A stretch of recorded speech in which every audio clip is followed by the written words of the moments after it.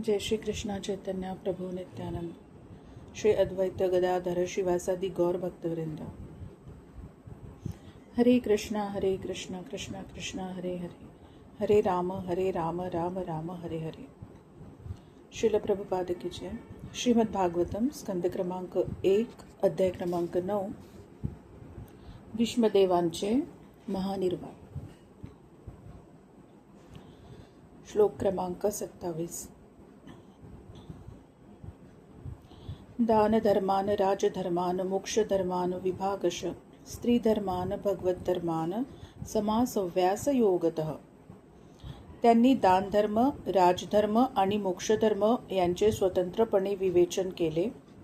पुढे त्यांनी स्त्रियांची कर्तव्ये आणि भक्तांची कर्तव्ये यांचेही थोडक्यात आणि सविस्तरपणे विवेचन केले. तात्पर्य: दान देणे हे गृहस्थाचे एक प्रमुख कर्तव्य आहे. त्याने स्वकष्टार्जित संपत्तीचा अर्धा भाग दान करण्यास सिद्ध असले पाहिजे. ब्रह्मचार्याने यज्ञकर्मे करावीत, गृहस्थाने दाने द्यावीत आणि वानप्रस्थी व संन्यासी यांनी कठोर तपाचरण करावे. आत्मज्ञानाच्या मार्गावर त्या आश्रमवासियांची ही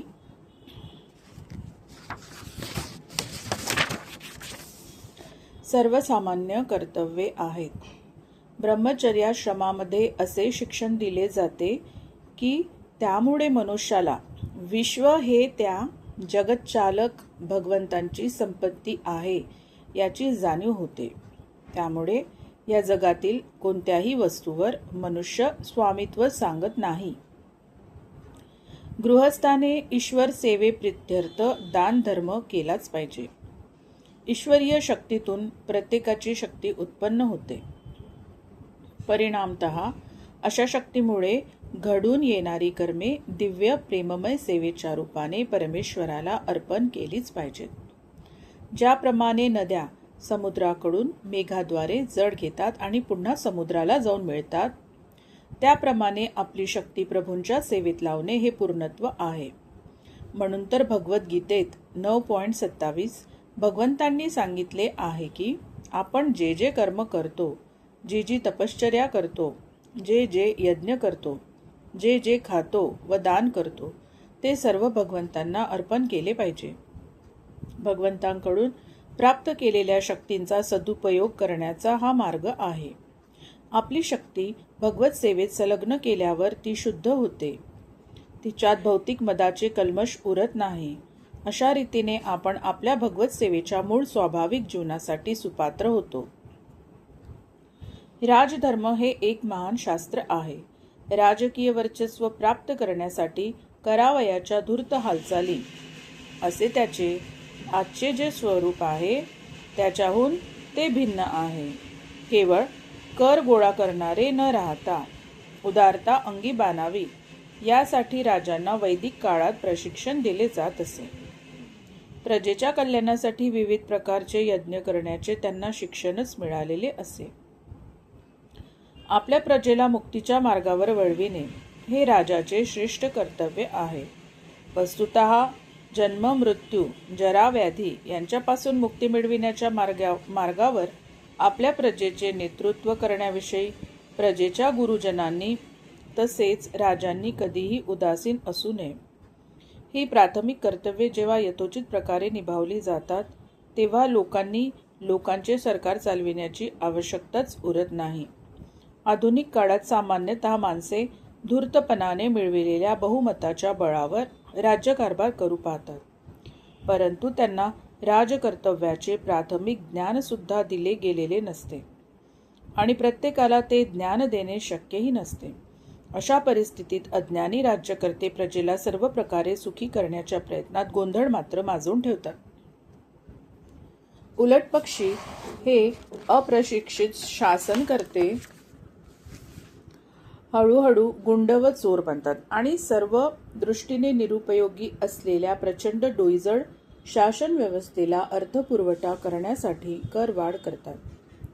प्रत्यक्षात राज्यकारभार योग्य रीतीने करण्यासाठी राजांना मार्गदर्शक म्हणून विद्वान ब्राह्मणांची योजना असते.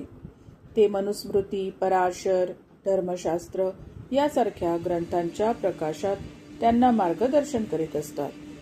वैशिष्ट्यपूर्ण राजा सामान्य माणसाचा आदर्श असतो.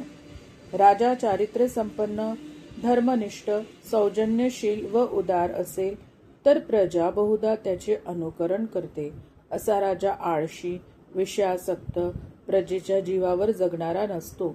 तो चोर दरोडेखोरांचे पारिपत्य करण्यासाठी सदैव सिद्ध असतो. चारित्र्य संपन्न राजे तथाकथित अहिंसेच्या निरर्थक सबबीखाली चोर लुटारूंविषयी दयाळू नसतात. चोरांना, लुटारूंना असा कठोर दंड दिला जातो की त्यापासून धडा घेऊन भविष्यात कोणीही संघटितरित्या असे अपराध करण्यास धजत नाही. त्या काळी चोर लुटारूंना आजच्या प्रमाणे राज्यकारभारात कसलेही स्थान नव्हते. कर विषयक नियम सोपे असत, त्यासाठी बळाचा उपयोग करावा लागत नसे. प्रजेच्या उत्पन्नापैकी 1/4 भाग काढून घेण्याचा राजाला अधिकार होता. नागरिक आपल्या मिळकतीचा 1/4 भाग कराच्या रूपाने राजाला स्वेच्छेने प्रदान करीत. राजाची चारित्र्य संपन्नता आणि धार्मिक सुसंवाद यामुळे देशात धान्ये, फळे, फुले, रेशीम, कापूस, दूध, रत्ने, हिरे-माणके यांची सुबत्ता होती. म्हणून कोणीही ऐहिकदृष्ट्या असंतुष्ट नव्हता. नागरिक शेती आणि पशुपालन याबाबतीत समृद्ध असल्याने त्यांच्याजवळ धान्ये, फळे आणि दूध-दुभते यांची रेलचेल होती.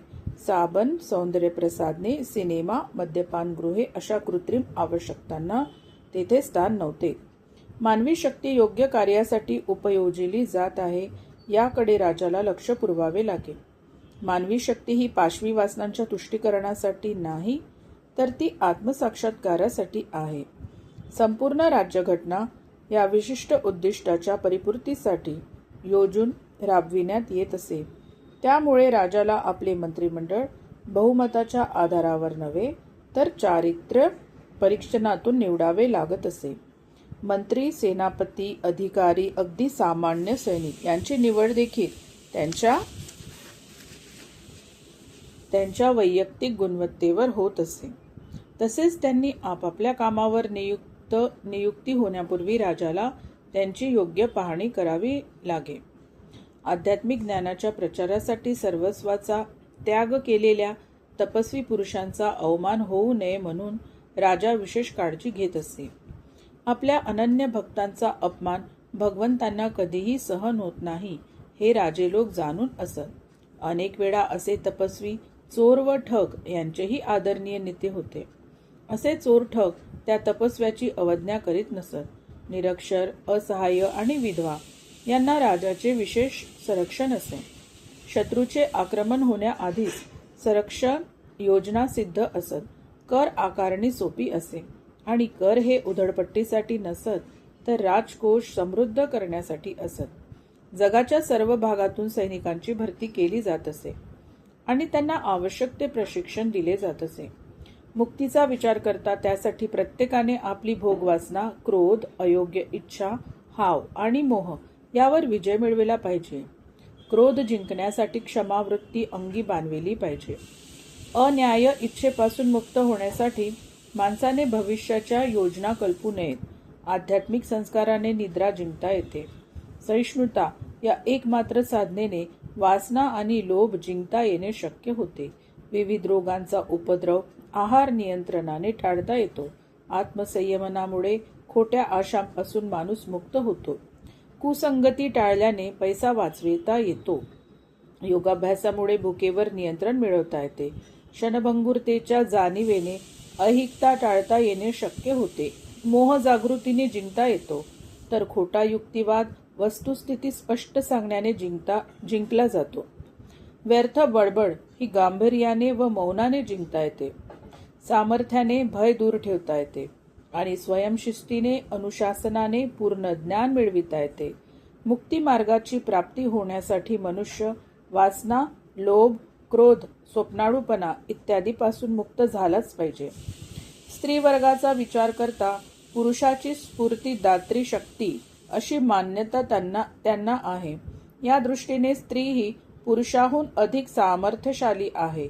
बलाढ्य ज्युलियस सीझर सुद्धा क्लिओपात्राच्या अधीन होता. अशा शक्तिशाली स्त्रीचे लज्जेने आत्मनियंत्रण होते. स्त्रियांसाठी लज्जा महत्वाची आहे. एकदा हे नियंत्रण शिथिल झाले की स्त्रिया आपल्या व्याभिचाराने समाजात अंधाधुंदी माजवतात. व्याभिचारातून वर्णसंकर होऊन अवांछित संतती निर्माण होते आणि त्यामुळे जगाची घडी विस्कटते. भीष्मदेवांनी अंततः भगवंतांना संतुष्ट करण्याच्या प्रक्रियेविषयी उपदेश दिला. आपण सर्वजण परमेश्वराचे नित्य सेवक आहोत आणि आपल्या या स्वरूप स्थितीचे विस्मरण झाल्यावर आपण अहिंसेच्या बंधनात अडकतो.